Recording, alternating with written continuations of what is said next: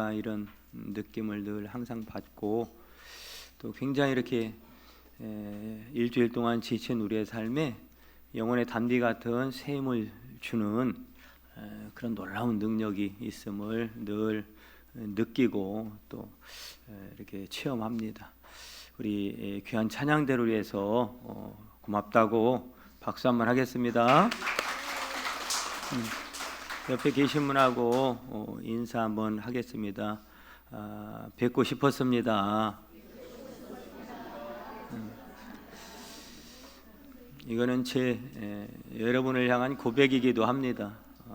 주일이 얼마나 기다려지는지, 그렇다고 안 바쁜 건 아닌데 그 바쁜 일상 속에서도 늘 주일에 만나게 될 여러분들을 늘 생각이 나고 또 기다려지고 그렇습니다. 아멘 안 하시죠? 저 혼자 그냥 짝사랑 하는지 몰라도 하여튼 그래요. 하여튼 이렇게 하나님께 주신 귀한 만남을 통해서 여러분 많이 또 서로를 통해서 위로도 받으시고 또 서로를 통해서 또 힘도 얻으시고 또 따뜻한 하나님의 사랑도 느끼는, 그리고 힘내서 돌아가는 그런 은혜가 있길 축복합니다. 예수님은 하나님의 아들 또 메시아로서 이 땅에 오셨기 때문에 애굽에서 살 수가 없었다. 그렇기 때문에 이제 예루살렘 또 하나님이 부르시는 그곳으로 이사를 하게 되었다. 또 이렇게 말씀을 드렸죠. 그 나사렛에서 이제 사시는 예수님의 말씀을 9월 첫 주에 또 드렸고, 오늘 말씀은 이제 23절을 중심으로 해서 말씀을 드리려고 합니다. 그러면 예수님이 나사렛에 오셔서 무슨 일을 하셨는가, 오늘 그거를 보려고 하는 거예요.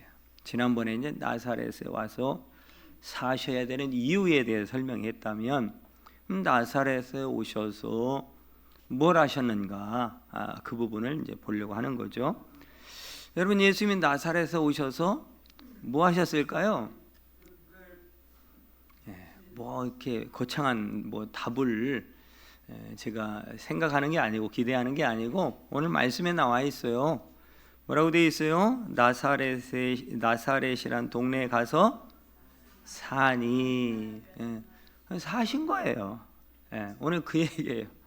간단해요. 다른 얘기 없어요. 그냥 사신 거예요. 여러분, 어떤 사람들은 그러잖아요. 일주일 동안 잘 평안히 사셨습니까? 그러면 아이고 죽지 못해 삽니다. 이런 사람도 있는데 그러면 안 되잖아요. 앞으로 여러분 말에 입술에서 아이고 죽지 못해 살고 있어요, 이런 말이 안 나오게 되기를 축복합니다. 복된 삶을 사셔야 되고 또 주어진 삶을 열심히 사셔야 되고, 사는 것도 중요하지만 또 잘 사셔야 됩니다. 잘 살아야 그렇게 되길 축복합니다. 그럼 여기 산다, 오늘 그 말씀을 하려고 하는데, 산다라는 말이 무슨 뜻일까? 산다라는 말이 무슨 뜻일까? 여러분, 여기 산이라고 하는 헬라어는 동사인데요, 카토이케오, 그래서 카타라고 하는 단어의 플러스 오이케오라고 하는 두 단어의 합성어로 이루어진 단어입니다. 이 카타는 하나의 수식어예요. 수식어. 전치사인데요. 여기 붙으면 이제 산다라고 하는 의미를 다르게 해석을 해요. 그러니까 뭐 사는 거지 뭐 다, 뭐 우리 대구에 살고 있고 대한민국에 살고 있고 일주일 동안 살다 왔지 뭐. 그런데 여기에 카타라고 하는 전치사가 붙으면 의미가 다르다, 그 말이에요. 요 카타 이오케오라고 하는 이 말은, 오이케오라고 하는 말은 어디에 깊이 소속되어서 산다, 이런 의미를 가지고 있어요. 그러니까 우리가 생각하는 삶이 다 다르잖아요.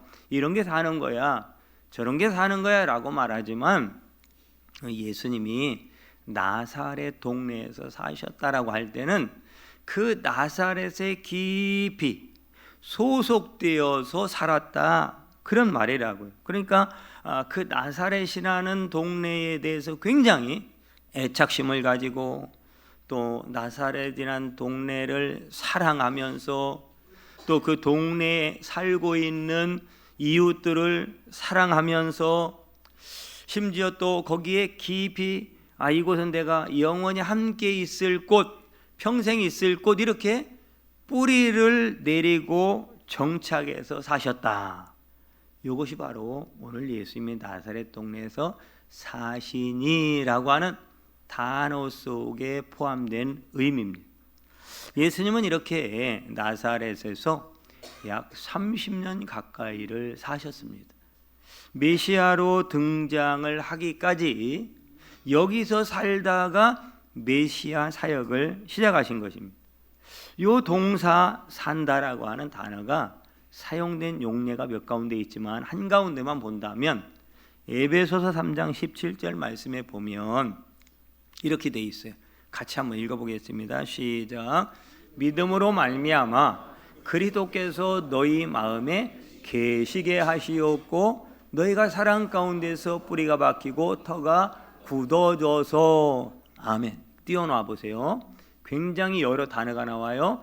너희 마음에 계시게 하시옵고 요 계신다 요 단어가 같은 단어입니다. 그런데 계신 의미가 뭐예요?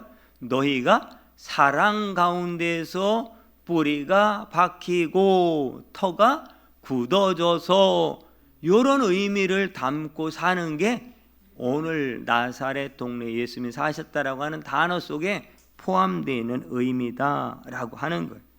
그러니까 우리 예수님은 지금 너희 마음에 그렇게 사신다 이 말이에요.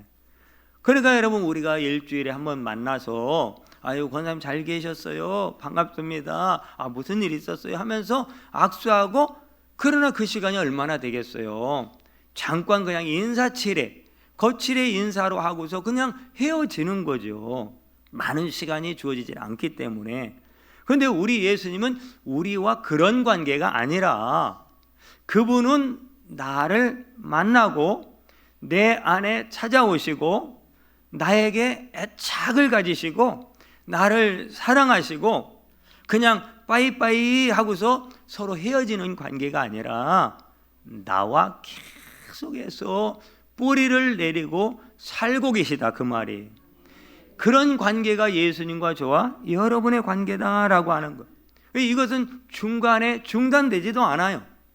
중간에 무슨 일이 있어도 이 일이 결코 여기서 끝나질 않아요. 계속 그렇게 산다. 그런 관계를 맺고 있다라고 하는 것이 산다라고 하는 말이에요. 여러분 2025년도 비록 얼마 남지 않았지만 지금까지는 어떻게 살아오셨는지 모르겠지만 남은 시간들도 주님께서 계속 여러분 안에, 여러분 심령에, 여러분 삶에, 여러분 가정에, 여러분들의 자녀들의 모든 삶에 계속 머물러 주시기를 축복합니다. 우리의 삶은 사실 그래요. 매일매일 특별한 것이 없어요. 뭐 특별한 것이라고 하면 이제 추석이 또 다음 주에 찾아오잖아요. 뭐 추석이 매일 있는 거 아니잖아요. 뭐 설, 그래봐야 뭐 추석, 설, 그 다음에 뭐 누구 부모님 생신, 어떤 기념일 해왔자 여러분 1년에 우리에게 특별한 날은 손에 꼽을 만큼 며칠 안 된다라고 하는 거예요. 거의 대부분은 그냥 어제처럼 또 오늘 사는 거고 오늘처럼 그냥 내일 사는데 특별한 게 아니에요. 그냥 우리의 일생은 그렇게 사는 거예요. 매일 반복되는 일생은 때로는 그렇다 보니까 짜증도 나기도 하고 때로는 그냥 이 환경에서 한번 벗어나 볼까라고 하는 벗어나고 싶은 마음도 있고 때로는 그냥 무력하다고 할까요? 좀 무료하다고 할까?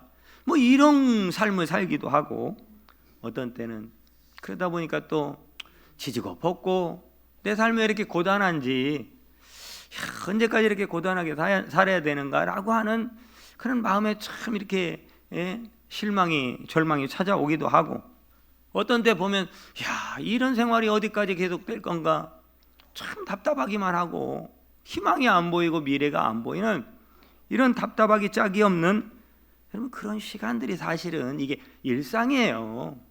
누구는 대단하게 늘 행복하게 사는 것처럼 생각가지고 보이지만 그런 사람 없습니다. 다 그래요. 보통은 그런 날들로 하루, 또 이틀, 일주일, 한 달 지나면서 1년이라고 하는 시간들이 채워지는 것이고, 그 채워진 1년이 모여서 10년이 되기도 하고, 오늘 여기까지 80년, 90년, 30년, 40년은 그렇게 살아온 거지. 지난날 좋았던 날 여러분 손꼽아 보라고 뭐가 기억나겠어요. 일상이 그런 거를. 여러분 그러므로 어디엔가 내가 뿌리를 내리고 산다라고 하는 것 속에는, 오늘 예수님 나사렛에서 사니라고 하는 의미 속에는 그런 모든 일상 속에서의 지금 말씀드렸던 이 답답함, 고단함, 외로움, 슬픔, 실망감, 이런 것들이 전제되어 있다라고 하는 거예요. 그것이 사는 거예요. 그게 사는 거라고. 여러분, 저와 여러분들도 예수님이 나사렛에 가셔서 사신 것처럼 여러분에게 주어진 삶의 환경에 잘 뿌리를 내리고, 거기서 우리가 반복적으로 하는 일들을 잘 감당하면서, 때로는 그냥 벗어나고 싶지만 견뎌내면서 여러분 사는 것이 정말로 행복하시기를 주님의 이름으로 축복합니다. 환경은 그런데 얼마든지 행복할 수는 있다라고 하는 거예요. 여러분, 하루하루 사는 것이 행복이어야지 살만 나는 게 돼야 되는 거예요. 죽지 못해 살아요, 이거는 이건 사는 게 아니잖아요. 그래서 어른들은 그러잖아요. 사는 게 아니야. 사는 게 아니야. 그러면 안 된다 이 말이에요. 예수님은 나사렛에서 적어도 30년 가까이를 사시면서 여러분 괴로운 하루하루, 못 견딜 하루하루, 빨리 탈출하고 싶은 하루하루였을까? 육신적인 삶은 그렇겠죠. 그런데 여러분, 예수님은, 우리가 아는 예수님은 아마도 육신을 가지고 사는 그때에도 나를 이 땅에 보내신 그 하나님 아버지의 사랑 안에서, 하나님이 이 땅에 예수님을 보내신 그 사명 안에서 오늘을 기뻐하며 즐거워하며, 이 세상에는 그냥 일상이 답답함이고 벗어나고 싶고 뿌리 내리고 싶지 않고 떠나고 싶은 삶의 환경이지만, 하늘로부터 주시는 하나님의 은혜의 말씀들과 위로가 예수님을 하루하루 기쁨과 소망 가운데 살게 하신 줄 믿으시길 바랍니다.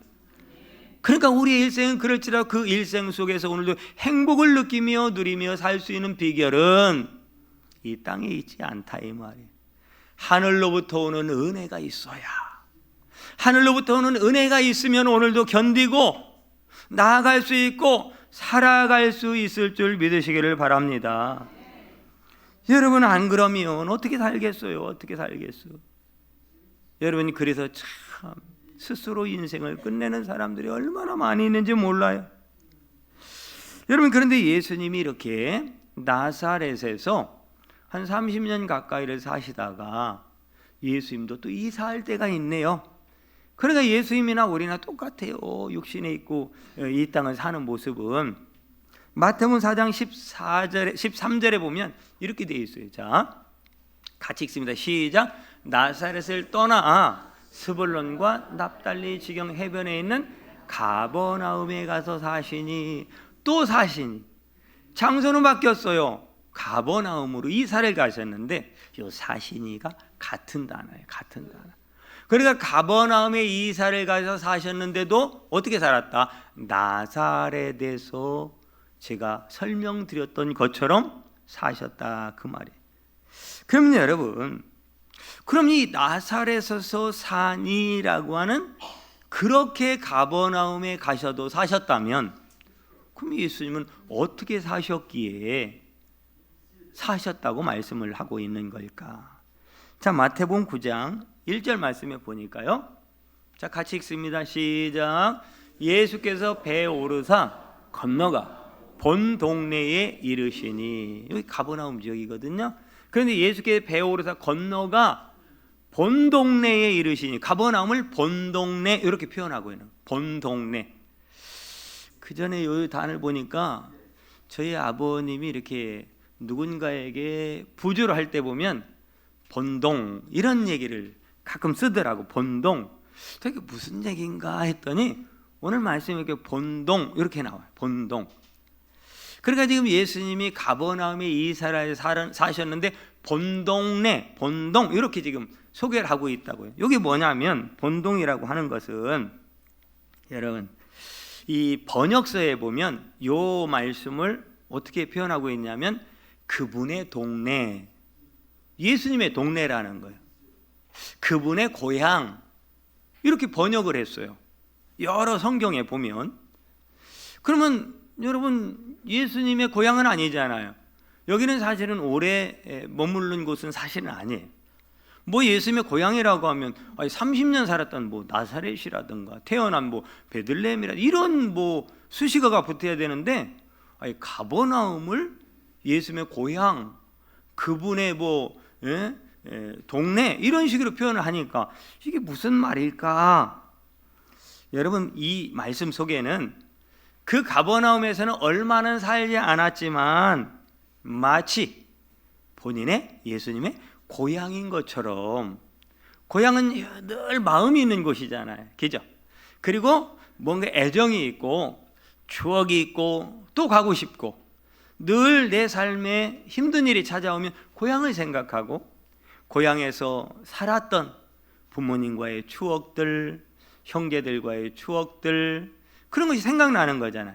예수님이 본 동네 가버나움에 사셨다는 것은 바로 이런 의미를, 고향인 것처럼 거기를 사랑하시고 가버나움 사람들을 사랑하시고 그 가버나움 동네에 애착을 가지고 거기에 뿌리를 가지고 한마디로 열심히 사셨다, 열심히 사셨다, 그런 의미를 담고 있는 게 본 동네라고 하는 뜻이에요.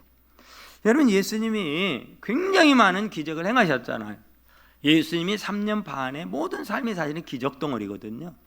그런데 예수님이 굉장히 많은 기적들을 행하신 곳이 바로 가버나움이 굉장히 많습니다. 뭐 그냥 얘기하면 그냥 들으면 알 정도로 뭐 나병 환자를 고치신 기적, 이적이죠. 또 백부장의 하인의 중풍병을 고친 것도 바로 가버나움이거든요.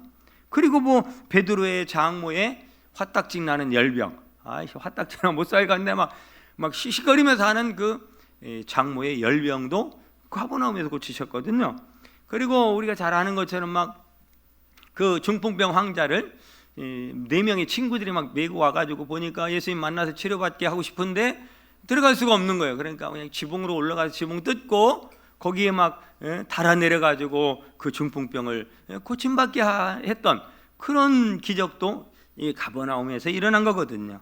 그리고 그것뿐만이 아니라 여러분 12해를 혈루증으로 앓고 여기저기 다니면서 치료를 해봤지만 아무 소용이 없었던, 재산 다 탕진하고 나중에 예수님의 옷자락을 잡고 치유받았던 그 여인이 고침받은 사건도 이게 가버나움이라고요.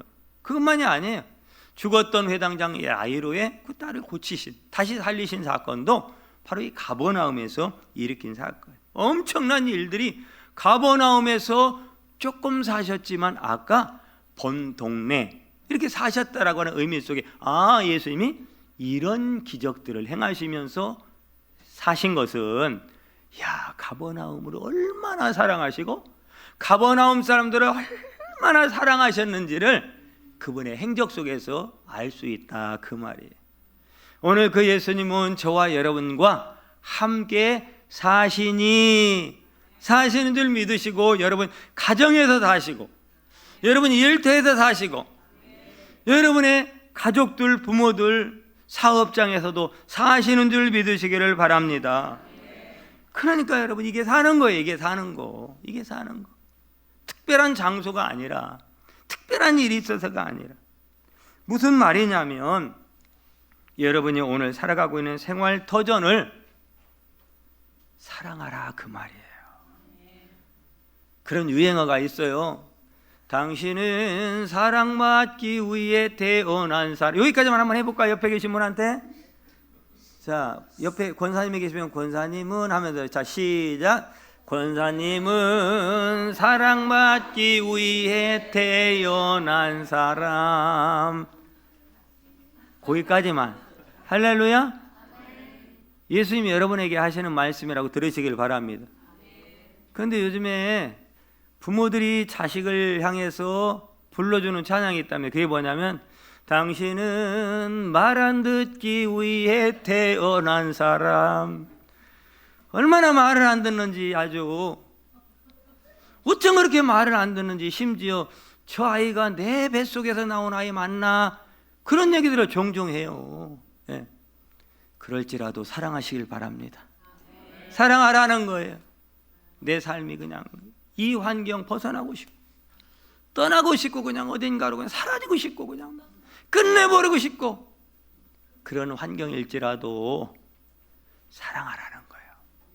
내 직장 찢어나가서 더 좋은 곳, 저 상사 안 보이는 곳, 저 사장 안 보이는 곳, 다른 더 좋은 직장, 자꾸 여러분 요즘 시대가 그래요. 요즘 평생 직장이 없어요. 마음에 안 들면 사표 던져버리고 너나 잘 먹고 잘 살아 하면서 욕하고 떠나버려요. 그게 요즘 문화예요. 평생 직장이 없어요. 뭐 너만 사장이냐, 너만 직장이 뭐지, 회사냐, 다 떠나버려. 여러분, 그 사회 풍조는 좋은 게 아니에요. 여러분, 이런 풍조는 우리들의 삶의 모든 영역에 그냥 널려 있어요. 그게 습관이 돼버리고 있어요. 그럴지라도 그 직장에서, 그 사업장에서 사시라 이 말이에요. 잘 살아야 됩니다. 잘 살아야 돼요. 이게 사는 거예요. 여러분의 가정을 사랑하시고, 여러분과 함께 사는 가족들을 마음에 안 들어도 좀 어려워도 좀 사랑하시고, 여러분에게 주신 일터도 사랑하시면서 살아가시기를 바랍니다. 부모를 사랑하시고, 자녀를 사랑하시고, 친구를, 이웃을, 가족을 사랑하시고. 여러분이 그런 삶이 짜증나고 답답하고 그래도 못 견디고 떠나가 버린다면 여러분 그게 어떻게 사는 거예요? 그런 부모들도 많아요. 그런 엄마도 많아요. 아프리카 가면요, 자식 버리고 떠나가 버리고 그냥 가정 버리고 떠나가는, 그래도 고아들이 많아요. 아프리카 참 안타까워. 다 떠나가는 거예요. 떠나가. 그렇다고 그 사람이 떠나가면 뭐 오아시스가 기다리고 있고 무슨 뭐 새로운 세상이, 뭔가 희망적인 세상이 기다리고 있는, 아니라니까요. 떠나가 봐야 그거예요. 오히려 여러분, 그 삶의 터전을 잡고 인내하며 기다리면 좋은 때를 맞이하게 되는데, 그거 못 견뎌 떠나가잖아요. 못 견뎌 그 직장 버리고 떠나가잖아요. 그 사람 평생 보니까 떠돌이 생활 하더라고. 그렇게 살더라고요. 그게 사는 거예요. 그게 사는 거니까. 여러분, 누군가와 결혼해서 부부가 되어 산다는 것도 그렇잖아요. 뭐 결혼하기 전에는 뭐 꽃다발을 갖다 주고 뭐 그 앞에 뭐 프로포즈를 무릎 꿇고 하기도 하고 뭐 100만 송이 장미를 갖다가 바치기도 하고, 결혼 생활이 계속 그럴 거라고 생각하면 그건 큰 오산입니다. 결혼식 올리고 여러분 혼인신고하는 순간부터 뭔 100만 송이 장미예요. 아까워서 어떻게 사요 그걸? 어떻게 그 비싼 음식을 맨날 사줘요? 된장찌개 냉장고에 있던 거 그냥 꺼내서 먹어? 찬밥에다가 라면 끓여서 그냥 말아 먹어. 이게 여러분, 그런데 이게 일상이다 이 말, 일상. 근데 우리는 막 무슨 뭐 특별한 날을 그러니까 싸우고, 당신 결혼하기 전에는 안 그랬는데 변했다라는 거예요. 뭘 변해요? 사랑이 그렇게 사랑이 흘러가는 거예요. 그것도 사랑인 거지 뭐. 그렇다 이 말이에요. 근데 결혼하기 전에 그 풋사랑을 사랑인 것처럼 생각하면서 자꾸 요구하는 순간 그거 못 사는 거예요. 사는 게 아니에요. 그냥 그 이후에 그냥 그렇게 지지고 볶고 때로는 그냥 이씨 하면서도 살아가는 거고, 그게 사는 거지 뭐 별거 있냐 이 말이에요. 근데 문제는 뭐냐면 이게 일상인데요, 이게 사는 건데 이것을 견뎌내질 못하는 거예요. 이걸 참아내질 못하는 거예요. 이게 일상인 건데 이 삶을 받아들이질 못하는 거예요. 그러니까 자꾸 뭐예요? 혹성 탈출, 대한민국 탈출, 이 집구석 탈출, 이 직장 탈출, 다 탈출만 꿈꾸고 있으니 뭐 우리 혹성에서 온 사람도 아닌데 계속 탈출만 꿈꾸게 살니 삶이 미래가 없는 거예요. 미래가. 여러분, 우리의 부모 세대 어땠습니까? 이 대한민국이 어떻게 이런 잘 사는 나라가 됐습니까? 그 구박받고 그렇다고 못했던 게 아니거든요. 희생하며 내 인생 버려가며 내 인생 없이. 여러분, 그래서 엄마 이름도 제대로 모르는 사람도 있더라고요. 누구 엄마지 이름을 가지고 산 적이 없는 거예요. 근데 그 모진 시댁 식구들은 막 7명 10명 고모 뭐 시어머니 시아버지 시누이들 삼촌들 그 구석에서 다 살면서도 그게 일상이라 여기고 견디니까 그것을 여러분 받아들이고 인내하니까 오늘 이 대한민국이 그런 가정들이 모여서 대한민국이 된 거 아니겠어요? 그래서 잘 살게 됐고 그래서 우리가 여러분 꿈꿨던 그런 시대를 맞이하게 된 거 아니겠어요? 근데 일상을 견뎌내는 힘이 없어요. 그게 안 되는 거예요. 거기를 보다는 자꾸 다른 데로 가려고 마음이 붕 떠 있으니 어떻게 내일이, 오늘 열심히 사는 사람에게 내일이 열리는 거지 오늘 벗어나려고 하는 사람에게 무슨 내일이 있느냐 이 말이에요. 여러분, 예수님 생각해 보자고. 예수님 하나님이잖아요. 하나님의 아들이시잖아요. 성삼위 하나님이신데 그분이 이 땅에 내려서 어떻게 사냐고요.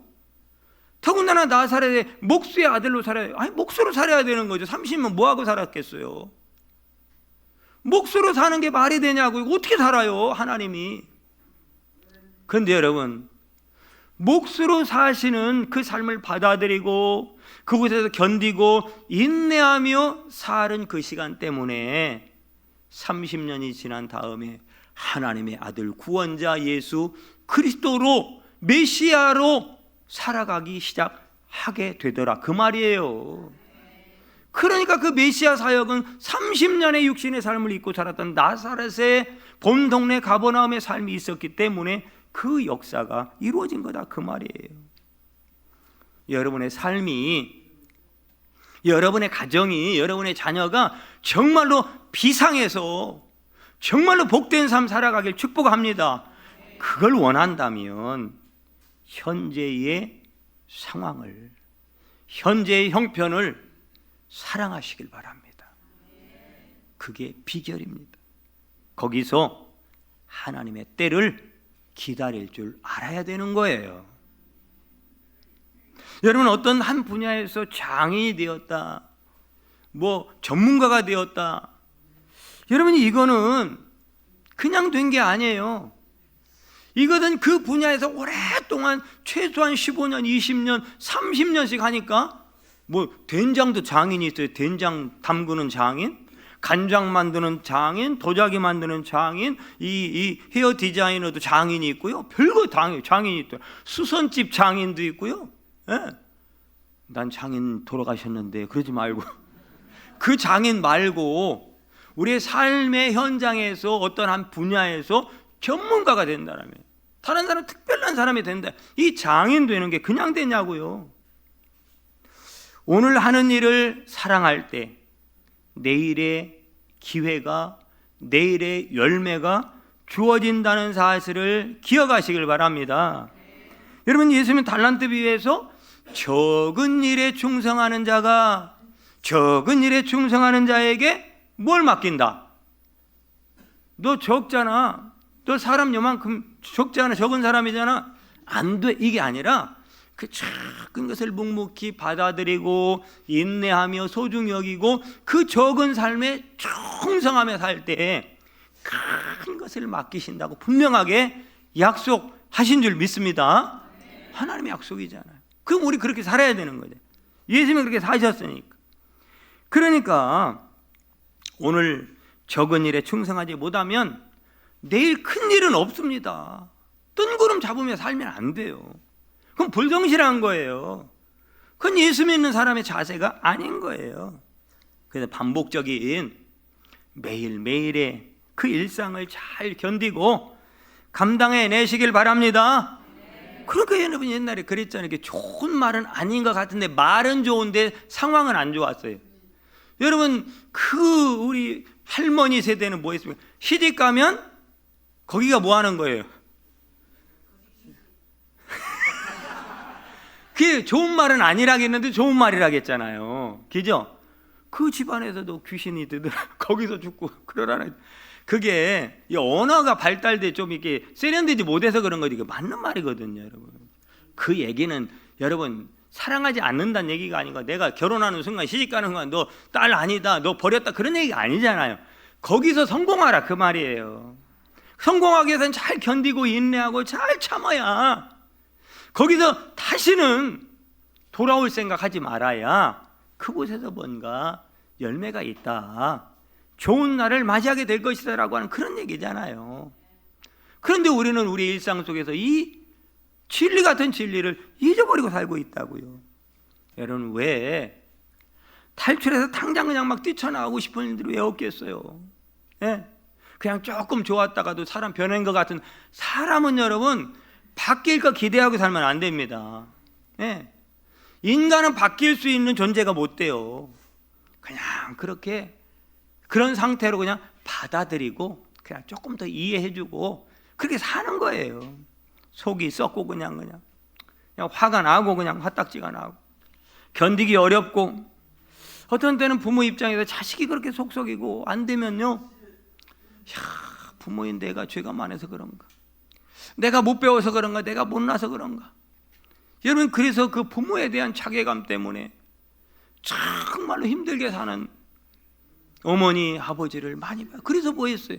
맨날 아버지는 슬퍼 먹고 그 돈 있으면 애 교육이나 시키지. 소찮거든요. 담배나 펴대고 도박이나 해대고. 여러분 그게 견디지 못하고 그걸 받아들이지 못하고 내일에 대한 소망이 뭔지를 제대로 모르고 사는 거죠. 여러분 그럼에도 예수님처럼 나의 나사렛을 사랑하며 견디며 인내하며 사는 것이 사는 겁니다. 사는 거예요. 기적의 연속이라고 기대하지 마세요. 우리 인생에 기적의 연속은 없습니다.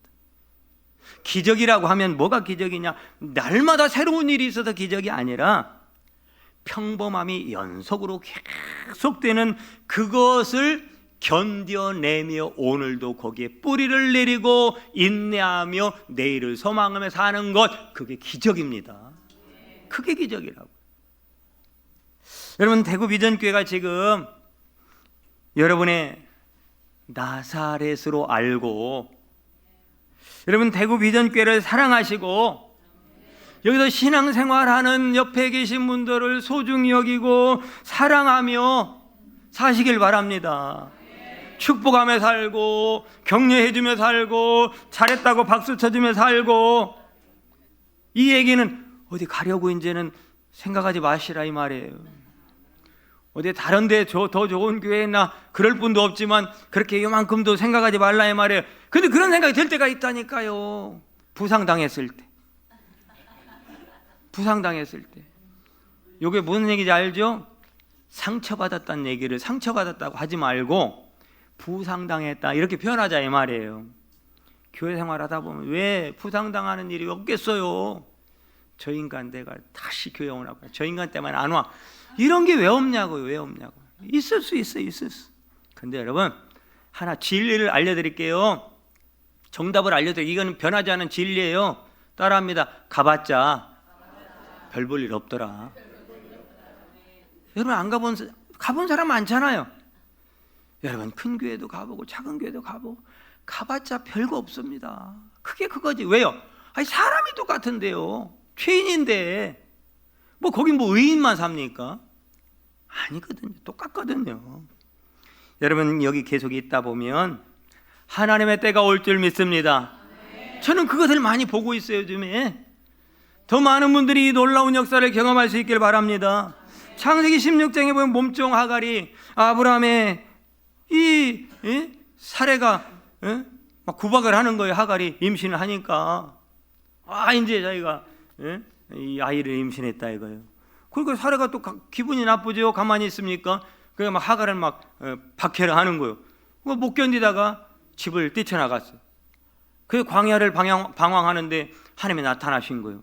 그러면 아이고 하갈아 그 사라 그 미친년 그 나쁜 년 아니야? 그러면서 막 이렇게 위로해주고 그냥 야 내가 너 안다 이해한다 그래 잘 왔어 너 거기 살지 말고 어디 내가 마련하는 누가 있어 거기 가서 살아. 이렇게 해주진 않고 그냥 위로 한마디 없이 하갈아 다시 너 주인 사라한테 돌아가 이렇게 말하는 거예요. 아니 싫어서 못 견뎌서 죽을 것 같아서 뛰쳐나왔는데 다시 가라는 거예요. 그런데 여러분 다시 돌아간 그 자리에서 임신했던 아이를 낳는 거예요. 그리고 무슨 말씀하냐면 내가 너를 축복할게 라고 하는 축복을 약속해요. 여러분 하갈도 축복 받았습니다. 굉장한 축복을 받았어요. 그러니까 여러분 견디다 보면 하나님이 여러분 아이를 임신했잖아요. 때가 되면 뭐 하는 거예요? 나오잖아요. 축복이잖아요. 열매잖아요. 생명의 역사잖아요.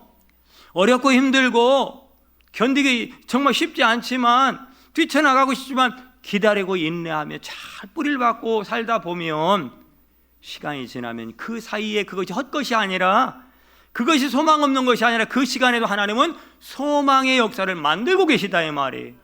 축복을 그 현장에서 만들고 계시는 분이 있다 이 말이에요.